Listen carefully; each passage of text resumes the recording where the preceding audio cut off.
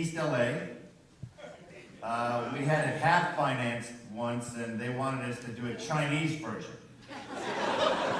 So we were in Chinatown for one version, because this is how politically correct the world has become. Well, if it's Latinos, well, they're a minority. If it's Chinese, they're a majority. Can't make fun of a majority. Thank goodness it didn't get made. And so when I heard they were going to go to Bulgaria, I rewrote it for Bulgaria because a friend of mine did an excellent film called Alien Apocalypse. Now, bear in mind, that was made in the same country a month before Screaming Brain was made. I did 2 movies there back to back. And on that one, it takes place in Portland.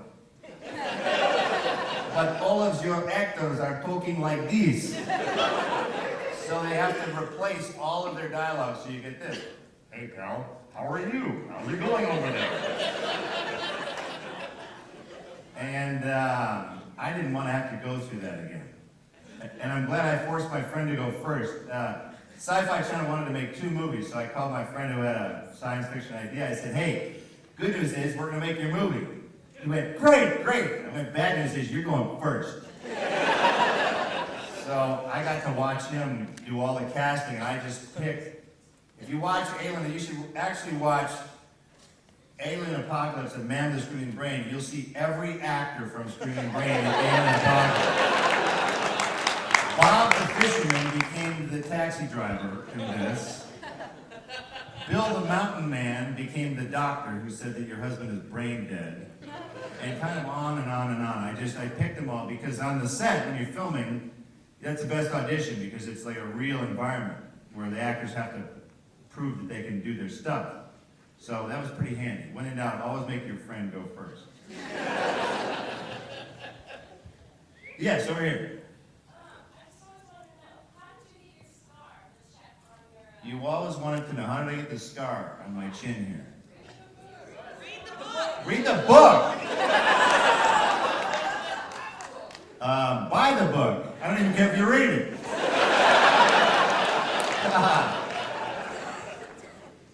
It was a dark night in Bombay.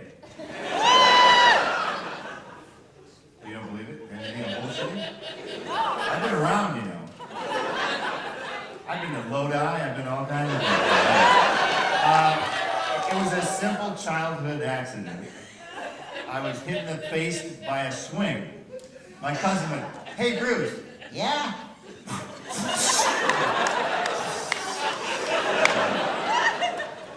And it looked so beautiful, I left it.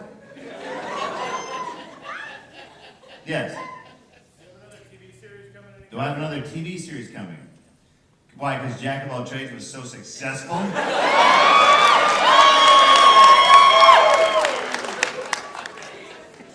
Yeah, I want to get right to the brink of divorce one more time. Is there a hand up back there? Yes. So. Yeah. Yes. Please stand up. We want to identify you. After seeing you in the Hudsucker Proxy, it was like you were right out of a Howard Hawks film. Have you ever thought about doing a hard-boiled detective movie? If I ever thought about doing a hard-boiled detective Yeah, because movie. in that movie, I so saw you. I could see you doing it. I appreciate that. I enjoy getting films financed, however. And usually it means cracking my head open or something like that. Nothing quite so normal. So, I don't know, you got some cold cash on you? You're working on it.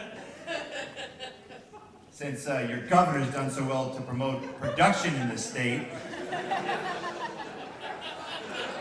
he's home watching movies, that's what he's doing. Yes? Hi. First of all, thank Two you for... questions? Yeah, no, just a comment and a question. All right. First of all, thank you for bringing this to Sacramento. You're welcome. Yeah!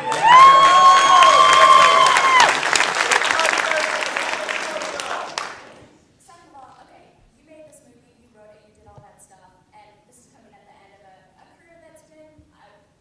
A career that's been what? What has his career been, anyway? Career? What career? What are you talking about? A large part of your career seems to be fueled by your fan base. Oh,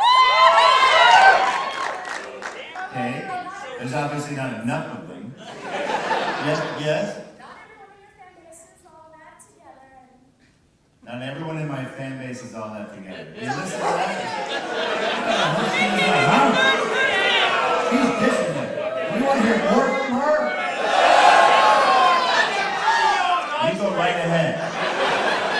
Don't you worry about them. so I'm wondering if They're a bunch of freaks out there. I'm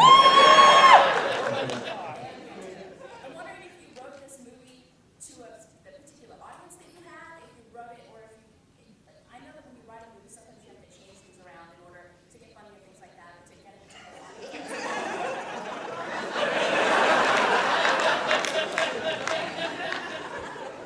Yes? Yes, yes? Did I write it for an audience? Well, I'm wondering if you wrote it for your particular audience. For a particular audience? Did I write it for a What you particular? wanted to do. Well, I'm an audience member as well. So there are things that I would enjoy that I would hope you would enjoy. So, I enjoy a certain amount of cheese in movies. So I make sure to have a little bit of cheese in the movie. Man with a Screaming Brain really is just a tender love story. I mean, how many love scenes you can have with a robot in your life?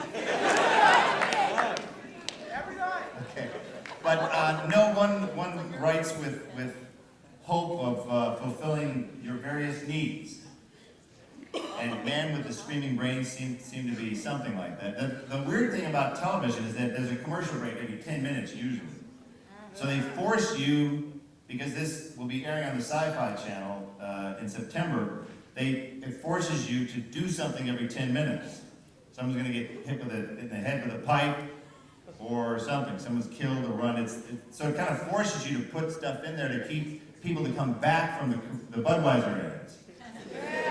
So TV movies are an interesting beast because you want to kind of leave people hanging at various times. Then when you put it all together, it just looks like a bunch of crazy stuff is happening. Which of course that's what it is. I heard one review, one guy goes, there isn't a single likable character in the whole movie, and those are the ones you want to have tormented. Sounds good to me. Yes, over here in the quiet section. Was that a real half-finished subway in Bulgaria? What is it? Was it a real half-finished subway in Bulgaria? No, we built that.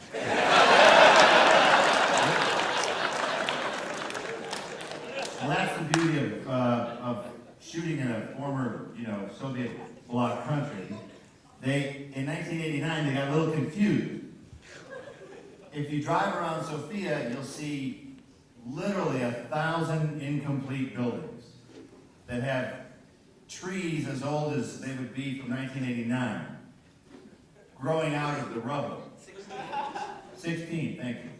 So it's very strange. We created a back lot out of a military complex that was completely overgrown. And we had a team of basically gypsies going there.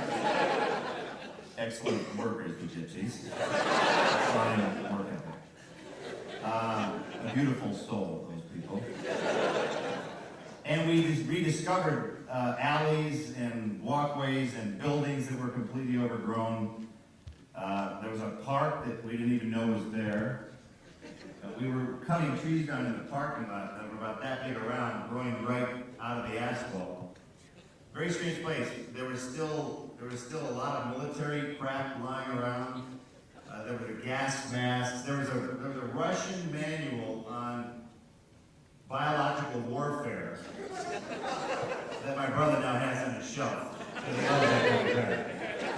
So it was a very, very strange. The whole place was strange. The whole situation was very weird. I think as any of you who are filmmakers out there, you have to adapt. That's the key, especially in low-budget filmmaking. So, you're cat-dancing the whole time.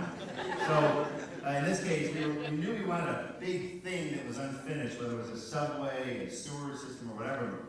One of the assistant directors who worked on like some cheeseball Jean-Claude Van Damme movie,